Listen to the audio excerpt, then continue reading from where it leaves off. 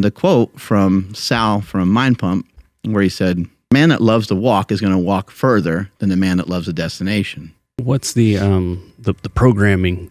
Because like if we're doing like progressive overload in the gym, even though I'm pretty terrible at keeping track of that sort of thing, but I know it's like, okay, this week I did, a plate. Next week I'll do a plate and a 10, so on and so forth. So with run, walking, jogging, or whatever, is there anything that you can point to and be like, okay, so this week you did, I don't know, like Mark, you talk about running to the next pole or whatever.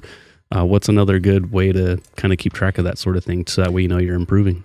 Yeah, this drives people nuts, but I like to keep things really simple. I don't look at anything. I have a Garmin watch, I have an Apple Watch, I have a bunch of stuff to track all this stuff, and I don't track any of it. I just don't care. How do I know? Like I'm getting better, like because I can breathe better when I'm running. So for me, it's like just give yourself a little extra shove. I do think you might want to keep in mind that I've been doing a lot of stuff with my body for a really long time. And so I might have a little bit more like physical awareness of how I feel than maybe the next person. But yeah, just the main thing for me was like, I was walking one day and I felt good enough. And I was like, I feel light enough and good enough. I think I can run a little bit. So I started to jog very slowly. And then I picked up the pace a little bit and I was like, you know what? I think I can do, rather than just like jogging and walking, I think I can like run, walk. And so I was like, let me run to this spot. And then I would continue onward for this like path that was like 3 miles or so.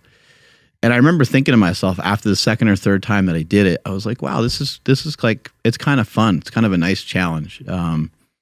The running was like fast enough to where it felt pretty good. And it also felt the whole thing felt challenging enough to be like worthwhile. Like, cause just jogging can sometimes be a little bit boring, and I'll get to that in a minute, but, it felt good. And I remember thinking to myself, like, I'll probably never even bother to run the whole thing. Who cares? Like, I'm not going to run 3-4 miles, but it's nice that I just have this capacity now. This feels really good. And so, I don't know, one day I was just like, let me see if I can run this. And then it kind of turned into, I was like, well, let me time it. Let me just kind of see like how long does this thing take? And it took like 45 minutes. Again, I don't really know about how far. I'm not really sure. It's over 3 miles, but certainly not anything that should take anyone 45 minutes. But so then I timed it a bunch more times, and I've gotten it down to like, I think I can run it in under 30 minutes now. But I don't obsess over it. I don't care. Like, I did all that. I did that stuff in the gym, and I obsessed over those numbers. And the quote from Sal from Mind Pump, where he said, the man that loves to walk is going to walk further than the man that loves a destination. And I think that that's a good frame of mind for me to stay in on almost everything that I do in my life. Because I know that I know how to do well at stuff. I know that I can figure it out. I just like to do it.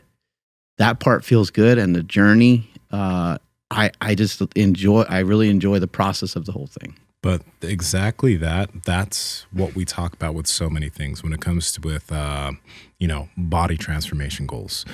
The things that we tend to focus on are the habits needed to reach the goal and not the destination. Same thing with trying to become somebody who runs well. Well, we focus on the habit of just trying to do it consistently. Andrew, you mentioned like, what does the programming look like? Figure out what works for you. If you're someone who's like, okay, you know what? I can tell myself that I can try to improve at this 2 times a week. Then you do it for 2 times a week, and you just try to progress yourself slowly. On weeks where you're feeling kind of beat, still go do it, but be a little bit easier on yourself. You're feeling good, push yourself a little bit more for that distance that you were going. I wouldn't set a timeline on like, I want to be, depending on who you are, but I'm personally not setting a timeline for like, I'm going to be able to do a mile in under this, or I want to do 2 or 3 miles in under this. I'm not doing that. I'm just paying attention to, does my breathing feel good? Does my ability to be able to do this feel better over time? Or today, am I feeling kind of beat up and tired? Okay, I'm still going to do it, but I'm just going to work with what I've got now. And as I get the habit of it, I will get better and better and better at it over time. And this is something that if you do jujitsu, you kind of have to do, because jujitsu is something where it's like, you're not going to get good at that fast. It's a totally different type of thing. But The main thing is I'm just going to go into the gym. You'll get good at running really fast, on the other hand. Yeah, you will. Yeah, very fast, very quickly. You'll get good at running. It's a human thing. Yeah, it is. Yeah, jiu-jitsu is not. But it's just the habit of going to the gym and training jiu-jitsu will get you good at jiu-jitsu. Same thing here. Just build the habit. Then it'll become something that you're now looking forward to because you kind of enjoy the feeling of being out there and running. Pat Roger family, how's it going? We talk about sleep all the time on this podcast. That's why we partnered with 8 Sleep mattresses. Now, this mattress is the Tesla of sleep. It's the Tesla of beds. Its technology tracks your heart rate variability. It changes its own temperature based off the way you sleep so that you get better sleep every single night. It is quite literally insane. Check them out. Andrew, how do they get it? Yes, and before I do that, I wanted to let you guys know that you can actually set the bed to wake you up silently. I know that sounds weird, but actually the bed starts vibrating around your head and it doesn't wake up the entire household the way my phone used to do back in the day. So now I just kind of have the bed wake me up silently, and it's amazing. You guys got to head over to 8sleep.com/power project. That's EIGHT sleep.com/power project. When you guys go there, you'll see a banner across the top saying that you're going to receive $150 off automatically. So again, that's 8sleep.com/power project to receive $150 off your Pod Pro cover or your Pod Pro cover and mattress combo. Links to them down in the description as well as the podcast show notes. Let's get back to the podcast. It's so stupid how good it makes you feel too, to be good at anything. Yeah. Practice it, you're good at it, and it somehow gives you like tons of self-confidence. It makes you feel great. So that's why we're so obsessed. That's why we're talking about all this shit all the time, because we know the spark that it can light in a lot of people, and we hope that you find that thing. And I think that for everybody listening who's like, fuck running, I'm never going to really mess with it.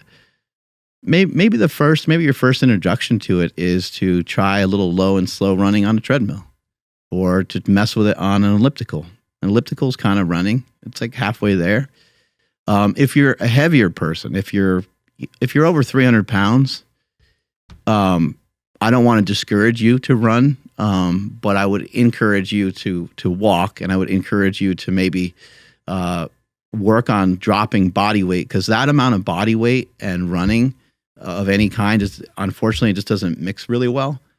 So I would like for people that are real big just to try to weight it out a bit.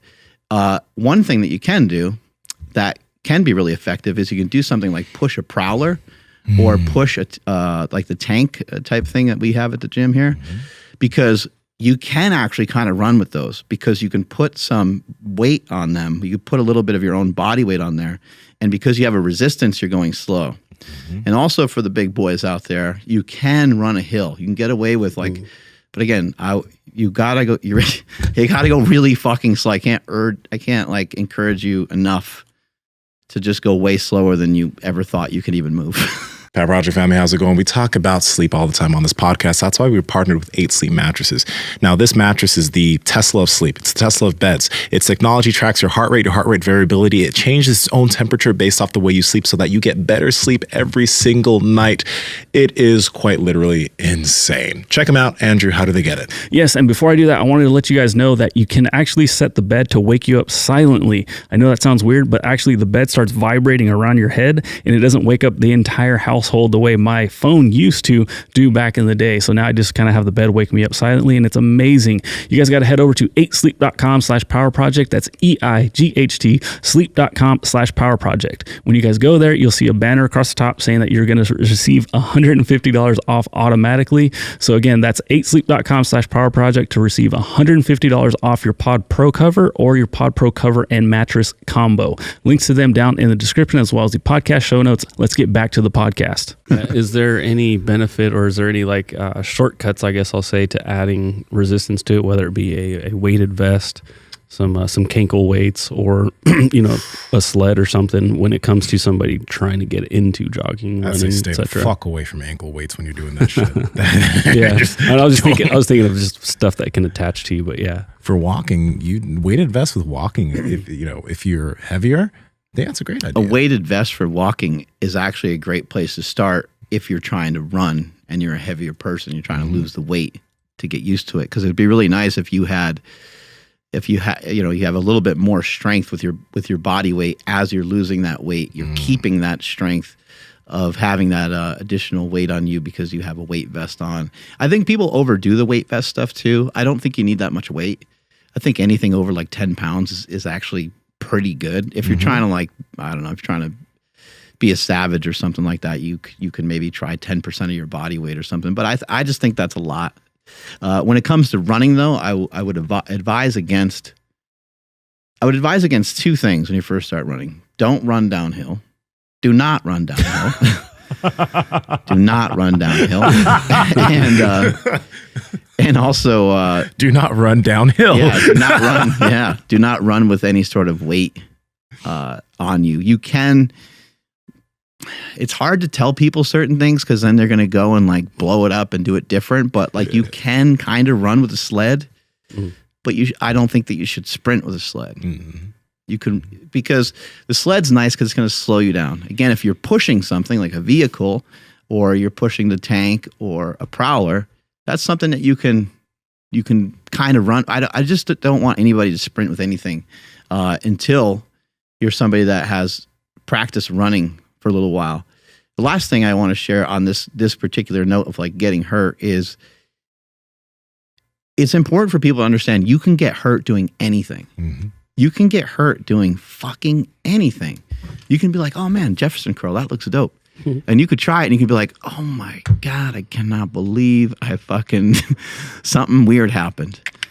I've had a bunch of this stuff happen. Like the first time we had the tank, I was so excited and I started doing laps back and forth and I'm like not even thinking, because I always love the sled stuff. And I'm like, oh, I'm going to dig in on it a little bit. And I didn't even go that hard yet. And it's like pop, something right in like my not Achilles, but like my calf. I was like, what in the fuck was that? And I'm just like hobbling around the gym and everyone's like, are you okay? I'm like, I'm fine. Dehydrated, got a cramp. Oh my God. That was so annoying. Get off my case. You can get hurt doing anything. So just getting hurt is the worst because it just reduces you to nothing. But if you think about running in the real basic form, it's like, can you stand on one leg? You know, do you have the ability to like just stand on one leg? And maybe stand on one leg, maybe you balance yourself a little bit by touching something just so you can kind of see how you're doing with that. Can you hop up and down on both feet as if you're jumping rope? Can you hop up and down on one foot? You know, these are things to try to mess around with. Go back and forth, hopping on one foot to the other foot. If that feels like really iffy and really sucks, then maybe that could be something that you could work on before you even start running. Yeah. Pat Project family, we appreciate you checking out this clip.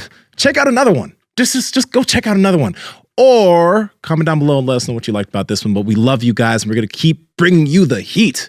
So comment, subscribe, and all that good stuff, okay? Peace.